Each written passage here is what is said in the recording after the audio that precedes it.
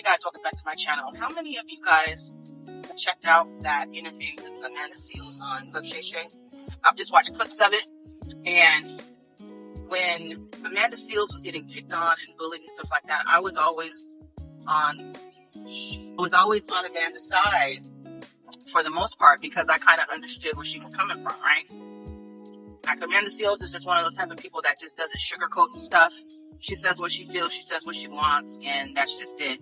And I'm kind of like that too. I'm a no-nonsense type of person, not a big small talk type of person. I just kind of get to the point and, discuss whatever's going on. But I always kind of felt like maybe she was just misunderstood, right? Until Club Shay Shay came out, and I was still riding for her. I didn't see anything, in the clips that I saw that was problematic for the most part. But when I watched a video from Abba and Preach and how they broke it down, her entitlement, and how she likes to flip it to her being the victim in every case, I was like, wow, you're right.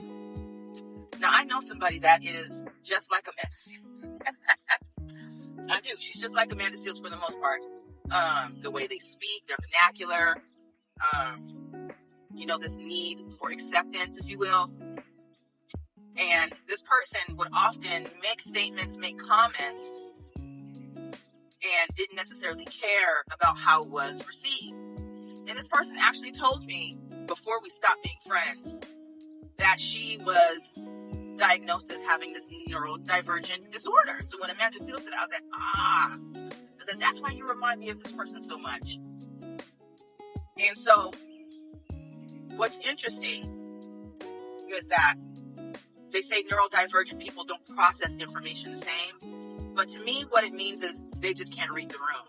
They can't pick up social cues that what they're saying is off-putting or inappropriate, But rather than correcting the behavior, apologizing for the behavior, and changing, they make excuses for it and act like it's not as big of a deal as much as it is. And so with my friend that says she was diagnosed as having a neurodivergent disorder, I never picked up on this issue or the fact that she was this way until I became sober. When I quit drinking, that's when I realized something's not right here. And I'm like, has she been like this all this time? Yeah, she's been like this all this time, but because I was self-medicating and numbing, I let it go. But when I had a clear space and all that cloudiness left from my mind, and I was done numbing my feelings and emotions and past hurt and trauma, and I was willing to actually deal with it, I started noticing everything. And with her, I picked up on the over-opinionation, the inflated ego of self. And I realized that's not something that I'm willing to deal with any longer. That wasn't the straw that broke the camel. It was things leading up to it, to where I realized, my sanity is more important than being friends with you, so I'm going to have to let you go. But that neurodivergence issue, I'm sure, was part of why my ex-friend behaved in the way that she did. Anyway, I was riding with Amanda for the most part until I saw the clip, which I didn't see before, but when Abba Preach broke down all those things and showed all of the examples of how she made herself the victim, rather than taking accountability in the part that she played, she would just make herself a victim. At the very end, I guess it was at the end, this was the last clip that they showed, where Amanda is explaining an issue with her teacher while she was in grade school. And she's expressing that this teacher turned out to be racist. The example she gave was that she said something that the teacher didn't like, or she was talking out of turn. Again, not knowing how to read the room. Being inappropriate at the wrong time. Is there ever a right time to be inappropriate? Oh, yes. But she was reprimanded for that, and then I guess eventually expelled from the school. But what Shannon did was, he expressed that maybe the teacher isn't necessarily racist. She just felt disrespected because a child should stay in a child's place. It shouldn't speak to adults, especially adults that are in an authority figure, an authoritative role, should not be disrespected by children.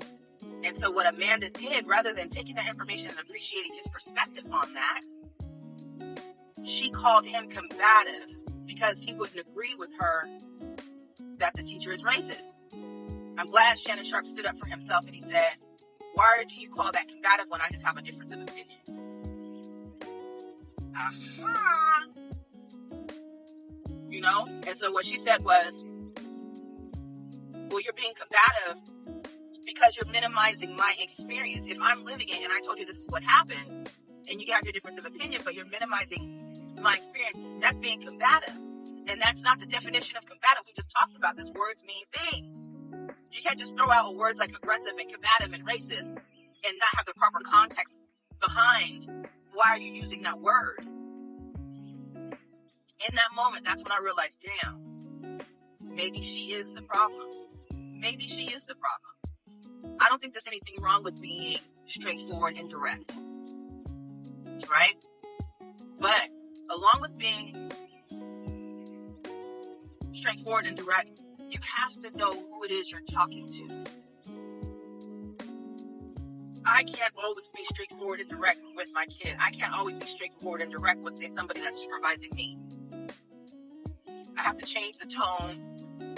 I might have to do some small talk in order to get to the main point because of who it is that I'm speaking to. Everybody is not going to receive the message the way you intended to, especially if you are a one-trick pony and you only speak in a certain kind of way all the time. That's not how life works because we're all human. But check out Abba and Priest. There's already over 600,000 people that have watched the video.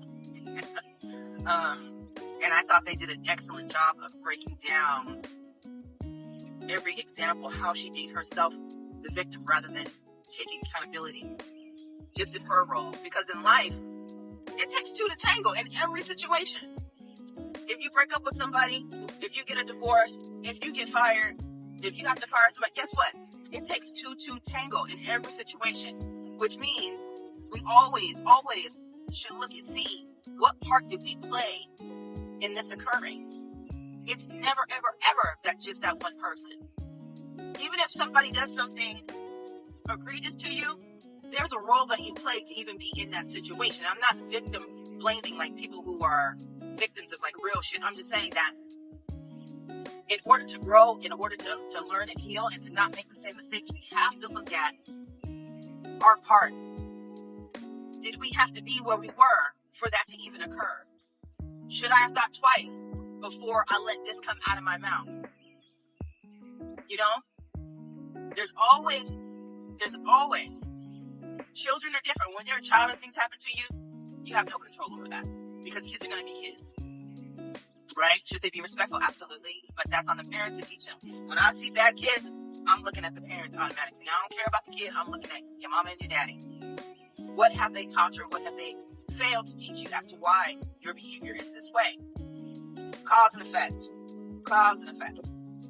But you guys tell me if you guys checked out the interview or if you guys seen the video from Abba and Preach on their breakdown of Amanda Seales. Like I said, I was riding with her in the beginning, even through all her stuff, until they did a very, very good job of breaking down her victimhood. All right, I'll check you guys out later.